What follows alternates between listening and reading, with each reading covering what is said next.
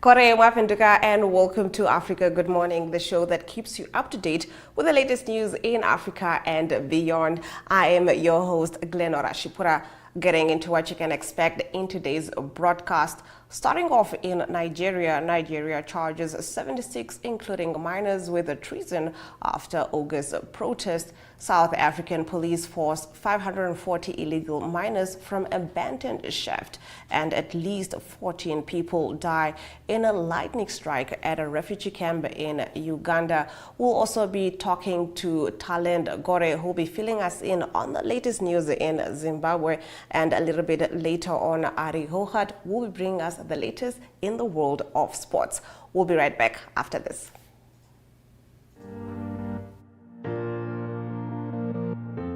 Irango Med is a leading distributor, working in partnership with NewMed and WestMed to meet the comprehensive needs of the Namibian healthcare sector.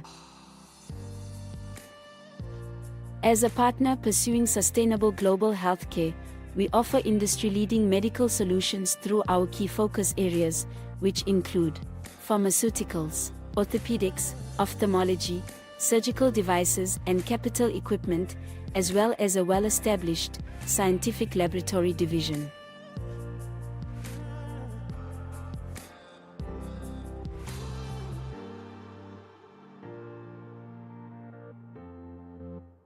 In healthcare, Irango Med is committed to making a difference.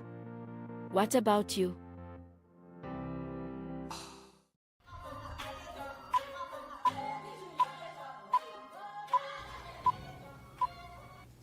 Getting right into our top stories, starting us off in Botswana. Botswana's new government will have to hit the ground running after booting out a party in power for 6 decades on a tidal wave of supporters expecting change.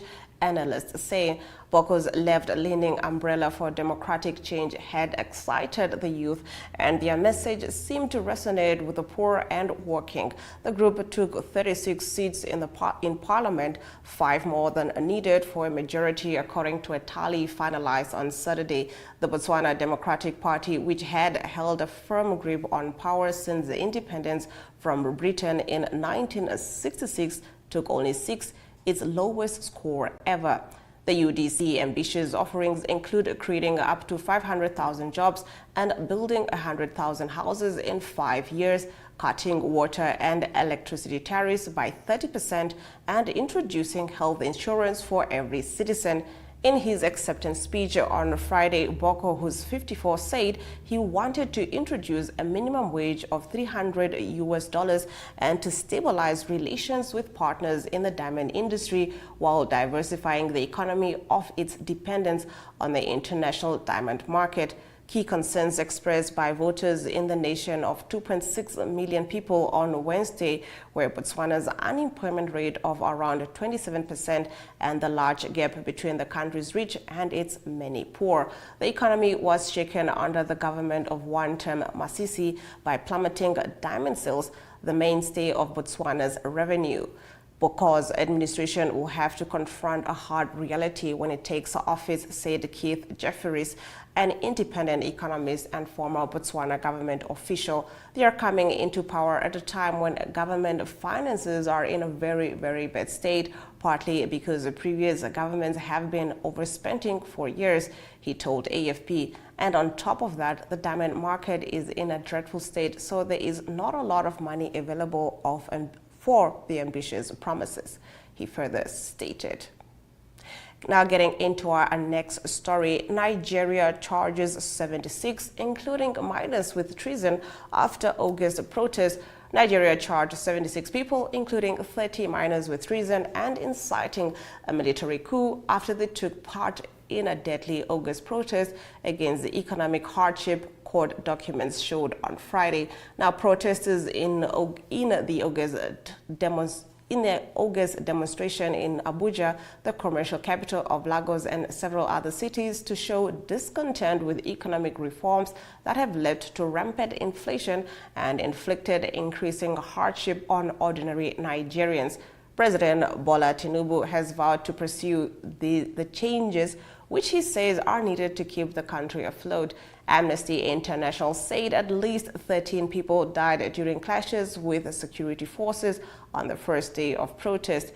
A riot group said the miners have been held since August by the Nigerian police after participating in a protest against worsening insecurity and deprivation in the country. The charge sheet said the suspects had been investigated between July and August. A police spokesperson did not answer calls seeking comment on the miners' detention.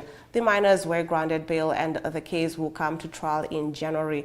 Their lawyers said Nigerians are grappling with a severe cost of living crisis and widespread insecurity, which has damaged the farming sector, with armed gangs kidnapping residents and school children for ransom in the north. Moving over to South Africa, South African police forced 540 illegal miners from abandoned shaft. Police in South Africa have forced 540 illegal miners out of an abandoned mine shaft and arrested them. Earlier this week, security forces blocked deliveries of food and water to the miners in a bid to push them out of the mine. The miners experienced starvation and dehydration and were forced to resurface, police say. Individuals have been emerging from the mine located in the northern town of Orkney since Saturday, though hundreds are believed to remain in the shaft. Yesterday, the National Police Boss encouraged security forces on the ground not to back down and to ensure the rule of law is restored. A statement from the force says. The statement says that earlier this week, security forces blocked communities in and around these abandoned mining shafts in Orkney from delivering food parcels, water and necessities to these illegal miners. The police reported on Saturday that 225 miners had resurfaced, but hundreds, if not thousands, were thought to still be underground. In an update on Sunday, the National Force said an additional 340 had emerged from the mine and were placed under arrest. Thousands of illegal miners, known as Zamas, those who try their luck in Zulu, operate in the mineral-rich country. National Police Commissioner Lieutenant General Shadrach Sibia said that since December 2023, more than 13,690 suspects have been arrested across 7 provinces. They have seized 5 million rand in cash and uncut diamonds worth 32 million rands, he said. In our next story, we are in Uganda. At least 14 people died in a lightning strike at a refugee camp in Uganda.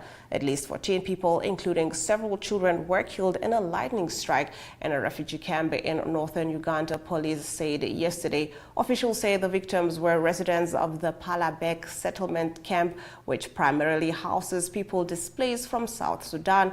They had been attending a prayer service in a makeshift metallic structure when the lightning struck on Saturday night. The camp is on the Uganda side of the country's border with South Sudan and houses around 80,000 people. Police spokesman Kituma Rusoke said 34 other people were injured and have been admitted to health centers in the area. The victims have not yet been identified. Deadly lightning is commonly reported in Uganda during the wet seasons. Moving over to Kenya in our next story. Replacing Deputy President, replacing Gachagua, who was impeached, Kithure Kindiki, has officially been sworn in as Kenya's third Deputy President, succeeding Rigathi Gachagua, who was impeached following a fallout with President William Ruto. The swearing-in took place at the Kenyatta International Conference Center after a 3-judge bench lifted the conservatory orders that had barred Kindiki from assuming office. Gachagua's impeachment marked a historic first under the 2010 Constitution, as he became the only deputy president to be removed from office through this process. Now, his impeachment was confirmed by both the National Assembly and the Senate. Chief Registrar of the Judiciary, Winfred Mokaya, administered the oath of office witnessed by Chief Justice Martha Koome. The event commenced at 10:42 a.m. with the ceremonial placement of the judiciary mace. President Ruto, who was present to oversee the proceedings, welcomed Kindiki as his new deputy. Other notable attendees included National Assembly Speaker Moses Wetangula, Senate Speaker Amason Kingi, and various political leaders. The event was also attended by cabinet secretaries led by Prime Cabinet Secretary Musalia Mudavadi and members of the diplomatic corps.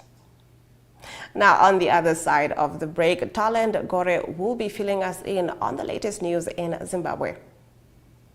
Welcome to Namibia, where adventure meets tranquility. With Enjoy, you have access to a wide range of accommodations to suit every traveler's taste and budget. Experience the finest dining and hospitality Namibia has to offer. Booking your dream accommodation is just a few clicks away with Enjoy. Join thousands of happy travelers who have trusted Enjoy for their Namibian getaway. Your gateway to unforgettable Namibian adventures.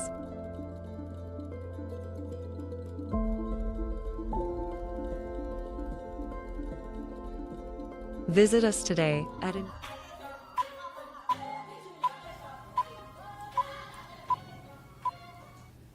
Getting right into our news from Zimbabwe, Commonwealth chief bids for Zimbabwe readmission despite rights abuses. Here to bring us this story and more news from the House of Stone is Talent Gore.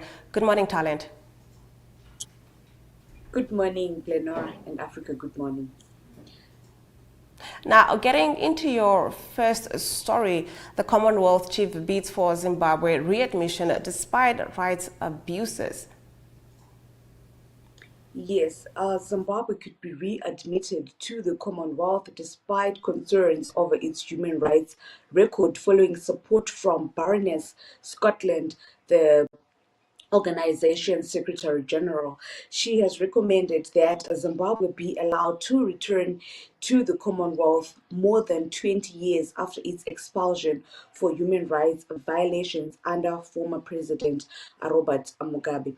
So an informal assessment report by the Baroness Scotland says that stakeholders in Zimbabwe have reported an overall improved political environment, adding that she was certain with the help of the Commonwealth family, the country will flourish once again. Well, this was said by the Baroness herself, who said that she believes that if Zimbabwe is readmitted into the Commonwealth, the country will once again flourish. Up on Zimbabwe again, she says that while the country was still in the early stages of its democratic journey and challenges remain, including the issues of political prisoners and upholding freedom of association, most of the core criteria have been sufficiently and broadly met. She recommended that Zimbabwe's membership progresses to the next level, which entails her consultation with other member countries.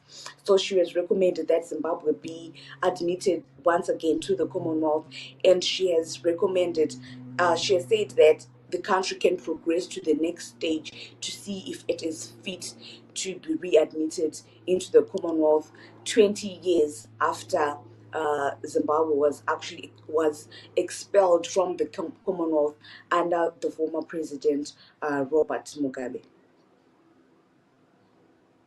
Into your next story, MPs are claiming that they have gone for 9 months without receiving allowances. What exactly is going on here? Yes, Zimbabwe's members of parliament have said that they've gone for more than 9 months without receiving fuel and other allowances from government, a situation they have blamed for their absenteeism from parliament duties.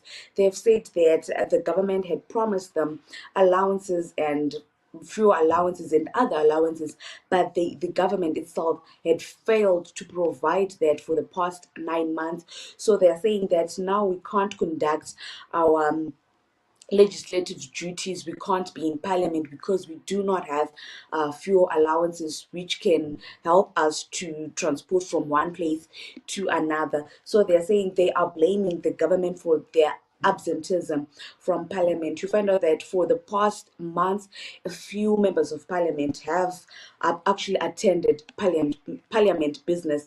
Most of them, they are absent from parliament, so they are blaming the government, in particular the finance ministry, because that is the one that gives them the allowances. So they're saying that the government, in particular the Ministry of Finance, has not been giving them their allowances. So this has actually hindered them from conducting legislative business, or rather parliament business. They can't go to their constituencies because they do not have fuel allowance. They can't go to parliament to represent the people that actually voted them into that parliament. They can't go because they do not have fuel. So they're saying that the government should provide them what they promised them. If the government had promised them to give them fuel allowances and other allowances, they should do that so that they will be able to conduct their duties. All right. Thank you so much, Talent, for bringing us these stories from the House of Stone. You're welcome, and thank you very much for having me. It's always a pleasure having a Talent Gore on Africa. Good morning. We now take a look at the weather predictions before we return with your economic news.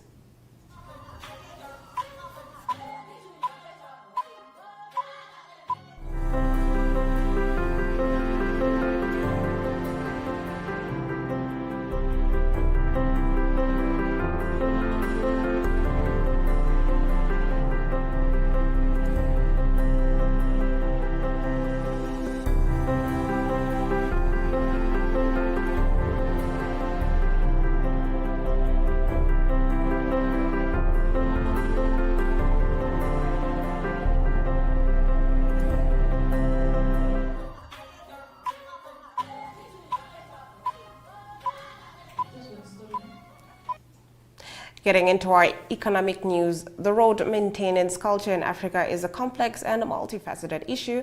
While some African countries have made significant strides in developing and maintaining their road networks, others continue to struggle with inadequate infrastructure, poor maintenance practices, and a lack of investment in transportation systems. Furthermore, the detrimental effects of inadequate road infrastructure are undeniably evident in the significant loss of travel time and the exorbitant maintenance costs incurred by vehicles.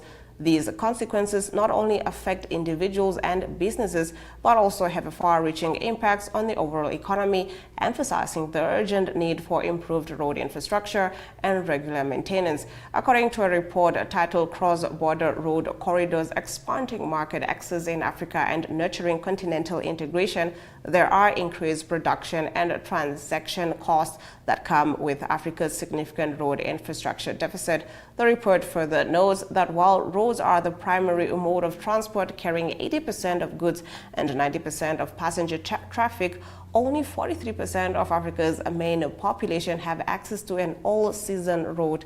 These infrastructural gaps in road construction must be addressed to scale opportunities envisaged under the Africa Continental Free Trade Area. Excuse me.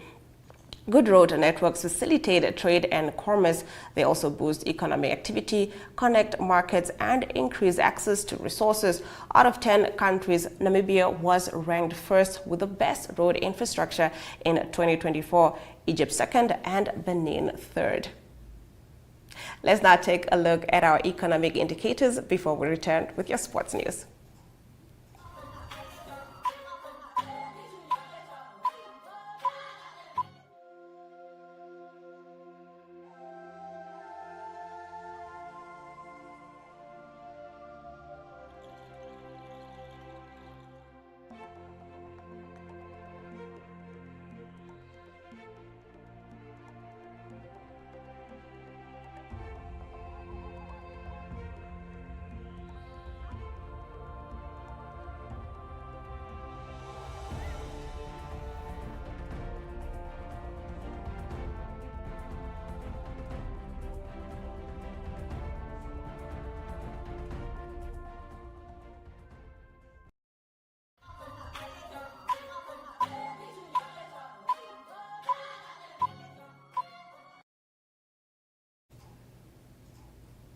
When it comes to the world of sports, I only trust 1 minute to keep me updated, and that is Ari Rohart. Good morning, Ari.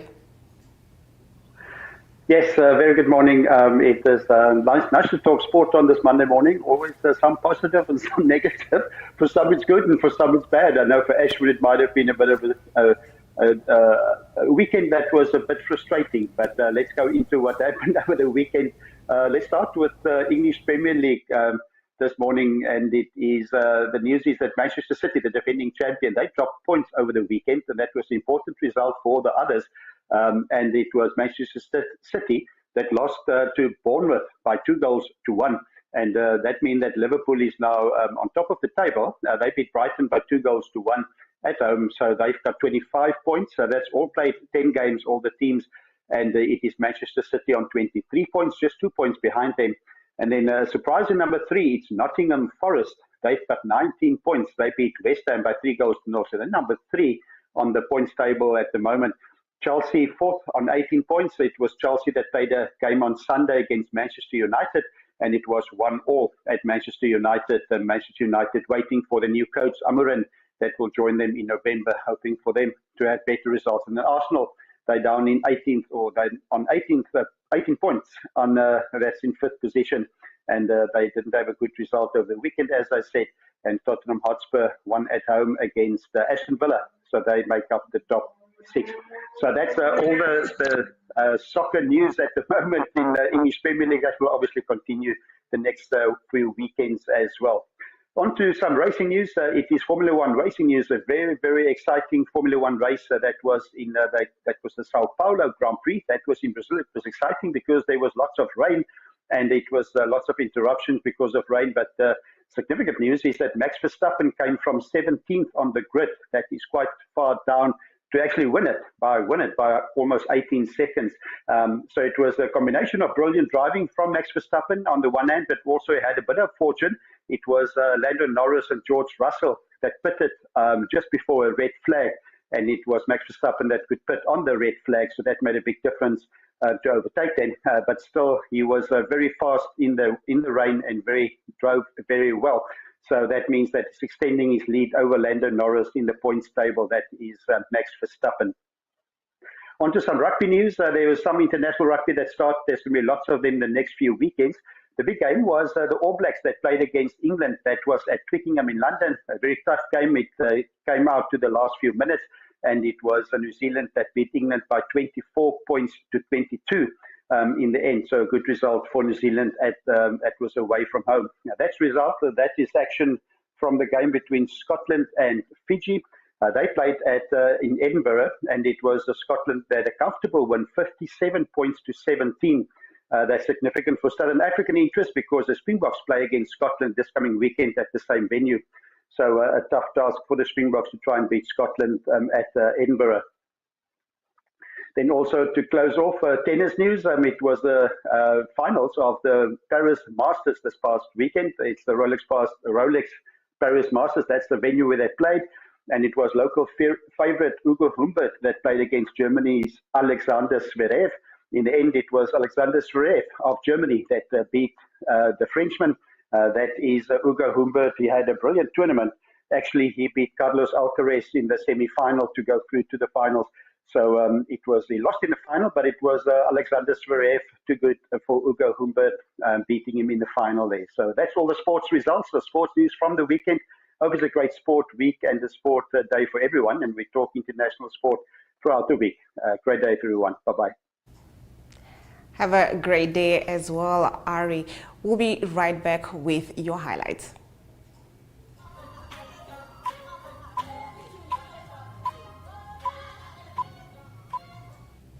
If you're just joining Africa, good morning. Worry not, here are the highlights of today's broadcast. A new start for Botswana. Now comes the hard part. Nigeria charges 76, including minors, with treason after August protest. 10 African countries with the best road quality infrastructure, and Namibia is number 1 on the spot. And with that, we've come to the end of the broadcast. Thank you for joining Africa Good Morning on this beautiful Monday morning. From me, Glenn Rashipura. Until next time.